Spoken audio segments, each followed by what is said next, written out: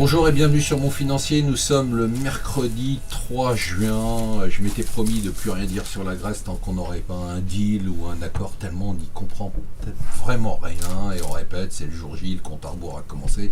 Mais cette fois-ci, on a quand même l'impression qu'il se passe quelque chose, puisque Angela Merkel a pris les choses en main. À Berlin, on a écrit un compromis. Et ce compromis, figurez-vous que c'est un take it or leave it. C'est-à-dire que c'est un ultimatum qu'il faudra que auquel les Grecs doivent répondre avant vendredi. Et Tsipras a dit, s'il y a un ultimatum, eh bien je ne l'accepterai pas. Donc est-ce qu'on va enfin avoir le dénouement? Alors c'est très étrange parce qu'hier, les marchés, notamment l'euro, ont rebondi sur des perspectives d'accord avec la Grèce. Enfin, on n'y comprend vraiment plus rien. Ce qu'on sait, c'est que, et ça c'est Financial Chatham qui nous dit, Tsipras est complètement coincé, il ne sait pas quoi faire, la situation est dramatique en Grèce, et les Européens et les FMI ne sont pas prêts, n'ont pas l'air de vouloir faire un compromis. La bonne nouvelle du jour, c'est que Blatter, le président de la FIFA, 4 jours après avoir été élu, se barre. Platini pourra être président et on va enfin annuler la Coupe du Monde au Qatar. Voilà, tout arrive.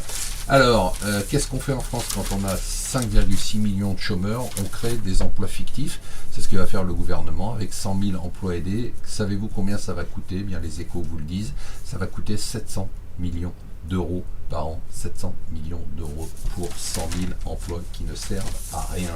Si vous ne l'avez pas fait, précipitez-vous. Pour ceux qui ont un crédit immobilier, renégociez votre crédit. Figurez-vous que ça fait 3 banques maintenant qui relèvent leurs taux. Alors c'est pas la panique, on va pas avoir une flambée des taux d'intérêt, mais quand même vous avez des taux qui sont spectaculairement bas. C'est peut-être le moment d'emprunter ou de renégocier votre prêt. Alors la bonne nouvelle du jour, c'est que Facebook ouvre en France un centre sur l'intelligence artificielle, un centre de recherche. La mauvaise nouvelle, c'est que s'ils trouvent ce qu'ils recherchent, eh bien on n'aura plus besoin ni de vous ni de moi. Et enfin, la bonne nouvelle que tout le monde attendait, vous allez enfin pouvoir commander le Falcon 5X à 45 millions de dollars. Il est arrivé sur le marché. Voilà, restez avec nous sur Mon Financier.